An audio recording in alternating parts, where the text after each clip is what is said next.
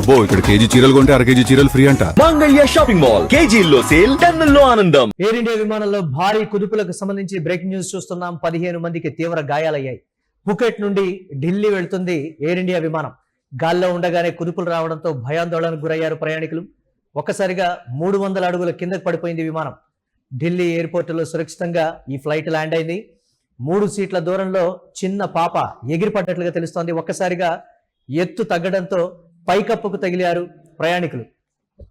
ప్రమాద సమయంలో మొత్తం 134 మంది ప్రయాణికులు ఆ విమానంలో ఉన్నట్లుగా కూడా తెలుస్తోంది. అయితే air India flight A12379 Phuket నుంచి ఢిల్లీ వరకు ఒక భయానకమైనటువంటి ప్రయాణం అని కూడా ప్రయాణికులు చెప్తూ ఉన్నారు. ఆగస్టు 4, 2026 మంగళవారం ఉదయం థాయిలాండ్లోని పుకెట్ అంతర్జాతీయ విమానాశ్రయం నుంచి ఈ విమానం బయలుదేరింది. అయితే బీచ్ రిసార్టుల నుంచి తిరిగి వస్తున్నటువంటి ప్రయాణికులు, వ్యాపారుల కుటుంబాలు అందరూ కూడా ఫ్లైట్ A12379 వైపు వెళుతున్నారు. ఈ ఫ్లైట్ పుకెట్ నుంచి ఢిల్లీ బయలుదేరాలి. మొత్తం 134 మంది ప్రయాణికులు అయితే అందులో ప్రయాణిస్తున్నారు. వారిలో చాలా మంది థాయిలాండ్లో సెలవులు గడిపి ఇప్పుడే ఇంటికి తిరిగి వస్తున్నట్లుగా కూడా తెలుస్తోంది. కొందరు చిన్నపిల్లలు, ఒక చిన్న పాప కూడా అందులో అయితే ఉంది.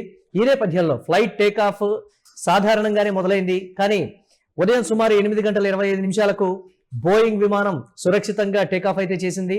పైలట్ సాధారణ ప్రకటనలు అయితే చేశారు.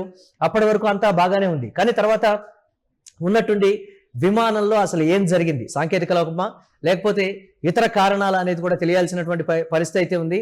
అయితే ప్రయాణికులు బెల్టులు వేసుకొని, కొందరు కాఫీ తాగుతూ, కొందరు సినిమాలు చూస్తూ, చాలా మంది నిద్రపోయే ప్రయత్నం కూడా చేశారు. 1.5 గంట అయితే గడిచింది. విమానం క్రూజ్ ఎత్తులో దాదాపు 35,000 నుంచి 40,000 అడుగులు స్థిరంగా ప్రయాణిస్తున్నటువంటి పరిస్థితి. బయట ఆకాశం కావచ్చు, లేకపోతే కింద వాతావరణం కావచ్చు, అంతా కూడా సక్రమంగానే ఉంది. కానీ ఇంతలోనే అసలు ఆ విమానంలో ఏం జరిగింది, సడన్ గా ఆ భయానకమైనటువంటి క్షణాలు. 300 అడుగుల కిందకు ఎందుకు విమానం ఒక్కసారిగా అదుపు తప్పి కిందకు జారిపోయింది? అంటే నియంత్రణ కోల్పోయిందా, లేకపోతే టెక్నికల్ రీజన్స్ కి సంబంధించి ఏమైనా ఉన్నాయా?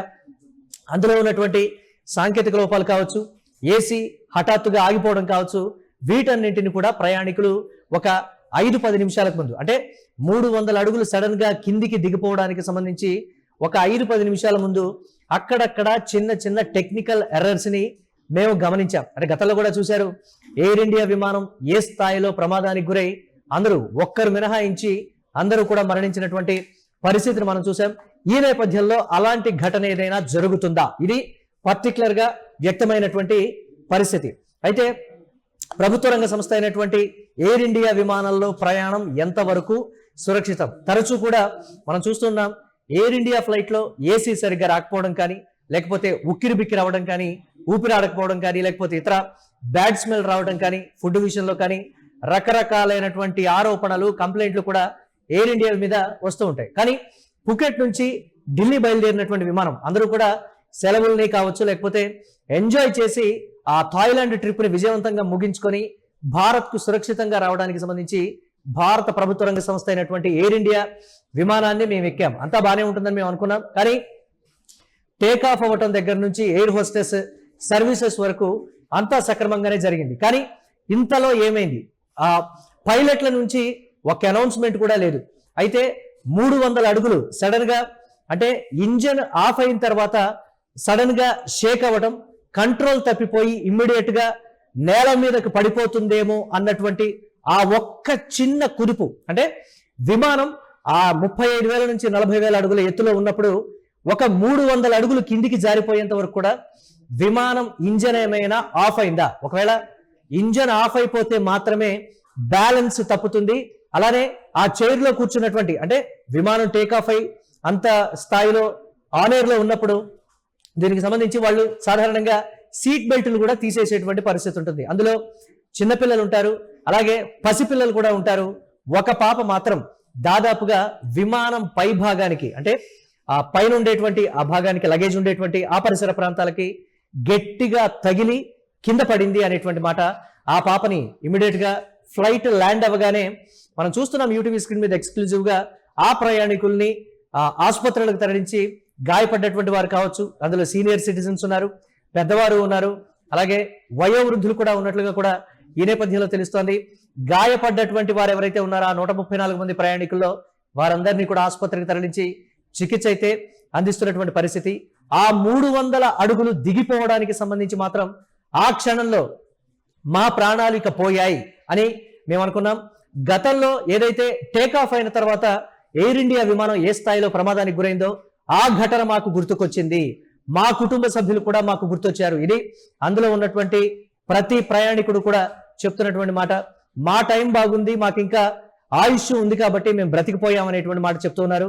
తరచూ కూడా ఎయిర్ ఇండియా విమానాల్లో తలెత్తుతున్నటువంటి ఈ టెక్నికల్ ఎర్రర్స్ కి సంబంధించి కానీ ఈ ఇష్యూస్ కి సంబంధించి ఎందుకు విమానయాన శాఖ దృష్టి సారించడం లేదు అనేటువంటి మాట. గతంలో ఇండిగో ఆందోళనలు నెలకొన్నప్పుడు ఇండిగో ఫ్లైట్స్ లో కూడా రకరకాలైనటువంటి టెక్నికల్ ఇష్యూస్ వచ్చినప్పుడు కేంద్రం సీరియస్ అయినటువంటి పరిస్థితి ఉంది. మరి ఇప్పుడు కేంద్రం ఎవరి మీద సీరియస్ అవ్వాలి అనేటువంటి మాట తరచూ అంటే భారతదేశంలో విమానాల్లో ప్రయాణించేటువంటి వారి సంఖ్య ఏ స్థాయిలో గణనీయంగా పెరుగుతుందో మనం చూస్తూ ఉన్నాం.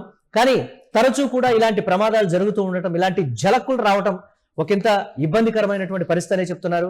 మేము వెకేషన్ ఎంజాయ్ చేయడానికి థాయిలాండ్ వెళ్ళాం. థాయిలాండ్ నుంచి వచ్చేటప్పుడు ప్రైవేట్ ఎయిర్లైన్స్ కి సంబంధించి కూడా మేము బుక్ చేసుకుండా భారత ప్రభుత్వ రంగ సంస్థ అయినటువంటి విమానయాన సంస్థ ఎయిర్ ఇండియాని మేము ఆ ఫ్లైట్ బుక్ చేసుకొని మేము ఎంతో నమ్మకంగా వచ్చేటువంటి ప్రయత్నం చేశాం. కానీ ఎక్కడా కూడా క్రూ సిబ్బంది కానీ ఎయిర్ హోస్టెస్ కానీ ఈ 300 అడుగులకు సంబంధించి ఉన్నట్టుండి ఫ్లైట్ ఆ 300 అడుగులు ఆఫ్ అయిపోయి పడిపోయేటువంటి స్థితి. ఆ 300 అడుగులు దిగిపోగానే ఇమ్మీడియట్ గా కూడా మళ్ళీ ఫ్లైట్ కంట్రోల్లోకి రావడం. ఈ జలక్ ఎందుకు జరిగింది? టెక్నికల్ గా ఇప్పటికీ కూడా ఎయిర్ ఇండియా సంస్థ ఈ అంశానికి సంబంధించి అక్కడ అనౌన్స్ చేయనటువంటి పరిస్థితి. ఇదిగో ఈ టెక్నికల్ రీజన్ వల్ల ఇది జరిగింది, లేకపోతే ప్రయాణానికి సంబంధించి ముందుగా ఈ టెక్నికల్ ఇష్యూస్ ని మేము గుర్తించలేకపోయామని కానీ, లేకపోతే తరచూ మెయింటెనెన్స్ లోపాలు అనేవి ఎయిర్ ఇండియాలో వస్తూ ఉంటాయి. దీనికి సంబంధించి కూడా గతంలో మనం చూసాం. సిబ్బంది ఏ రకంగా ఆందోళన చేయడం కావచ్చు, సిబ్బందికి సరైనటువంటి జీతాలు చెల్లించకపోవడం కావచ్చు, ఈ అంశాలని వెలుగు చూస్తూ ఉండడంతో ఎయిర్ ఇండియా విమానాల్లో ప్రయాణాలు ఎంతవరకు సురక్షితం, మెయింటెనెన్స్ సరిగ్గా ఉంటుందా లేదా అనేటువంటి అనుమానాలు అయితే తలెత్తుతున్నాయి. మొత్తం మీద పుకెట్ నుంచి ఢిల్లీకి వస్తున్నటువంటి ఎయిర్ ఇండియా విమానానికి సంబంధించి ఆ కుదుపుల్లో భారీ స్థాయిలో